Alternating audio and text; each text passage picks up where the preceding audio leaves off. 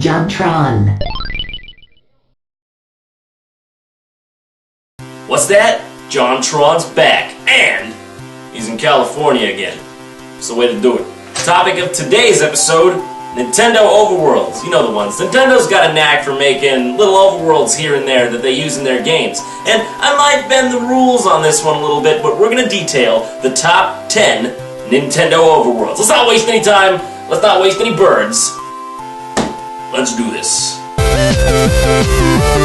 Number 10. Diddy Kong. Diddy Kong! Back again and about time too. And this time, he's in the mood. You gotta love that Diddy Kong, trouncing his way through all these levels with Fatter Kong. You know what he needed. You know just what he needed. A kart racer, why not? Every fucking person and their mother has a kart racer. Mario Kart, Crash Bandicoot, Sonic and Sega Plagiarism Kart. I'm just sitting here waiting for Resident Evil Kart is what I'm waiting for. The thing is, Diddy Kong Racing's not just like any other kart racer. Oh no, no, it's got an overworld hub. Yeah, I know, right? What the f? You can traverse it by car, hovercraft, or plane, and it leads you to all the different worlds and levels. I guess this was their attempt at making kart racing a more single-player experience? Well, nice try, guys, but spoiler alert, it didn't work. It was just kind of weird. But there was some sort of mystic appeal to it. What was it? Oh yeah, it was this.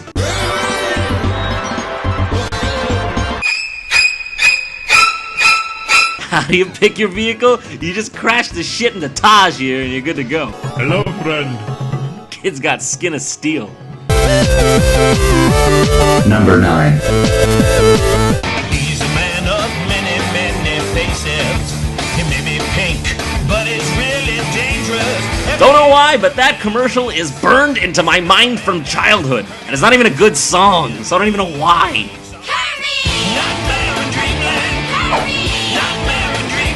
Kirby Nightmare in Dreamland is one of my favorite Kirby games, by and far. Was it the portable feel? Was it the cutesy graphics? Was it the music?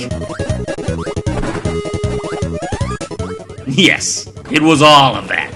Pink balloon balls aside, this game had one hell of an overworld. I know it's just a remake of Kirby's Adventure from back on the NES, but Nightmare in Dreamland had something the NES version didn't. 16 bits and awesome sound quality. Graphics totally don't matter, yes they do. You got to hop from one stage to the next via numbered doors, and hell, every now and then you'd come upon a minigame or two, and even a room with Kirby's copy abilities waiting on pedestals. How convenient, huh?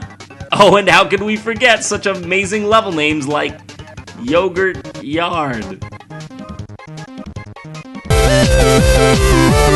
Number 8.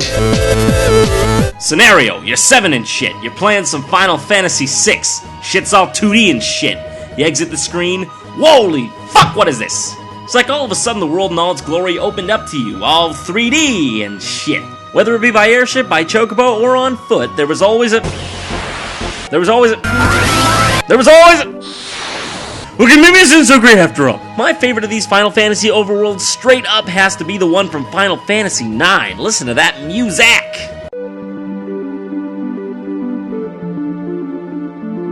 So soothing. Anyone else think it sounds like the Skype call ringtone?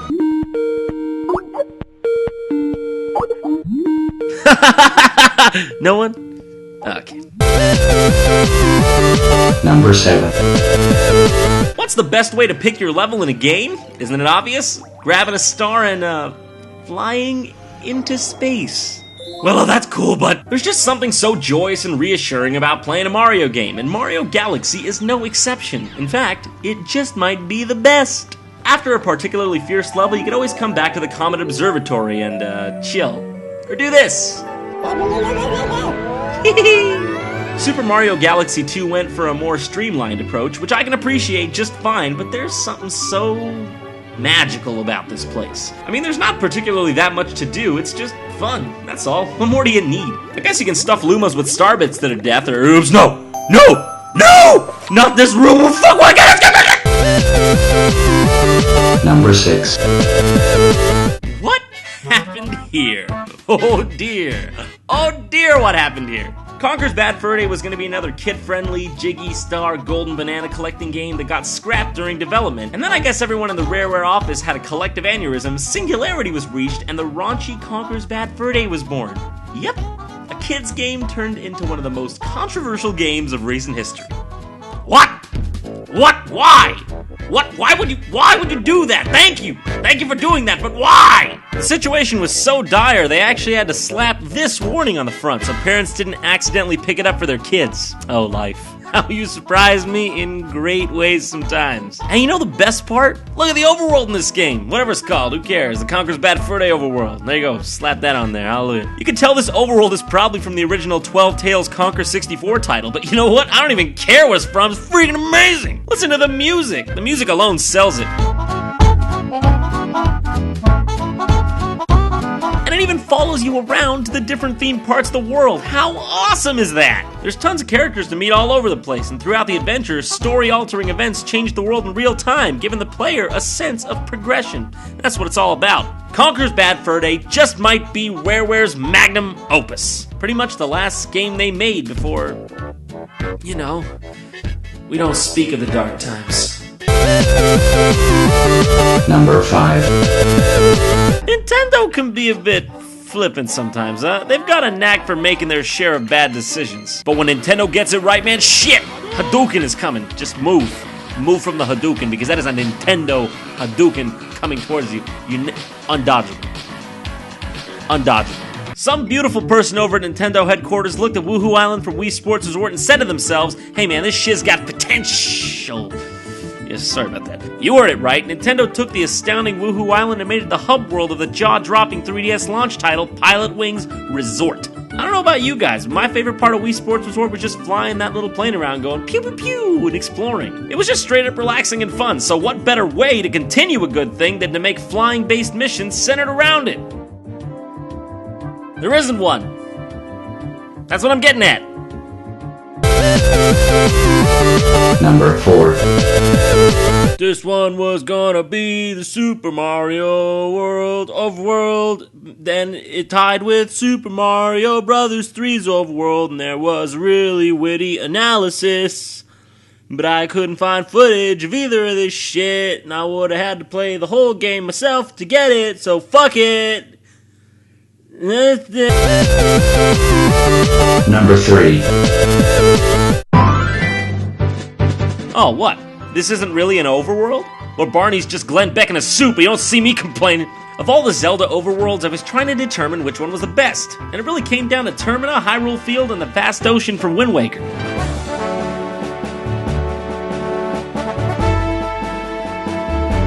Man, I love all these games with such a passion that it glows at my core. But I'm gonna have to move all my chips on Hyrule Field, god damn it! It's something that I haven't experienced with a game for a long while, a deep-rooted feeling of adventure. As soon as you left the Kokiri Forest and took your first few steps into the Great Hylian Expanse, you knew.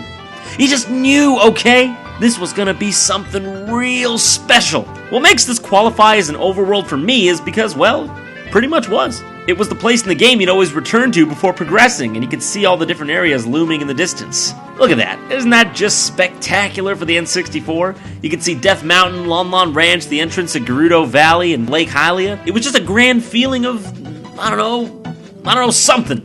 Stop pressuring to make this shit up. And the world would even change with the passing of events. It made you really feel like you were progressing through time on an epic quest. And really, what more is there to life? Except that and that and that and that and that and that. Number 2.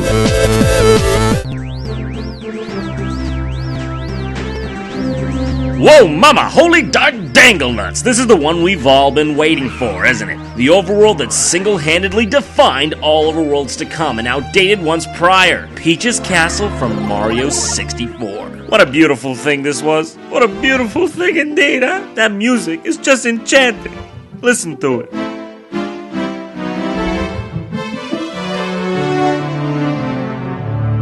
Peach's Castle is basically as self-explanatory as it gets. It served as a hub world for all of Mario 64's levels. You'd access each world through paintings on the walls, and not to mention there were tons of secrets for you to find. You cannot look me directly in the eyes and tell me the first time you did this, you didn't jizz immediately. I'm talking immediately, like just jizz your pants, like whoa. It was that kind of thing we'd never seen in games before, and it was that kind of thing that hooked us then and for many more years to come. Who could forget the boo in the hallway, the slide that you accessed through the secret window, the eeriness of the basement? Overworlds. Times like these we may never genuinely have again. I do so very much cherish these memories. In polygonal gaming's infancy, a game like Mario 64 may have felt weird and disjointed without a proper hub world. So I do declare, it's a good thing this old castle was there to tie it all together. I'll never forget you, old friend. Castles can't be friends.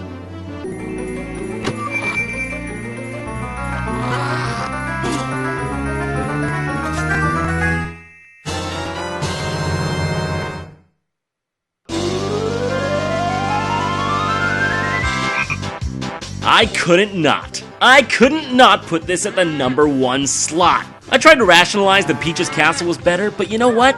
It just isn't. Spiral Mountain is the definition of an overworld. It's done what most overworlds have strived to achieve and failed to do. It's what baby overworlds want to grow up to be. It's simply something that can't be described with words.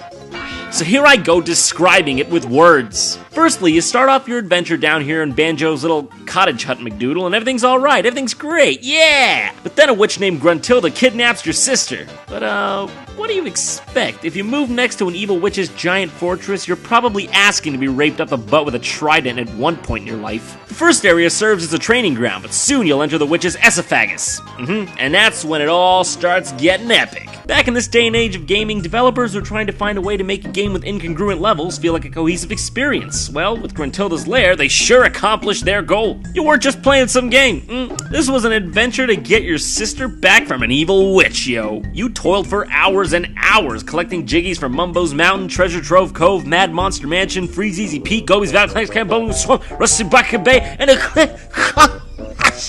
just to keep on climbing.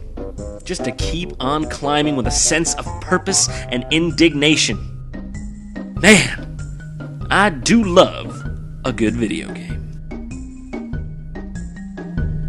If you're on YouTube, click there to see last week's episode. Or last month's episode. Sorry about that.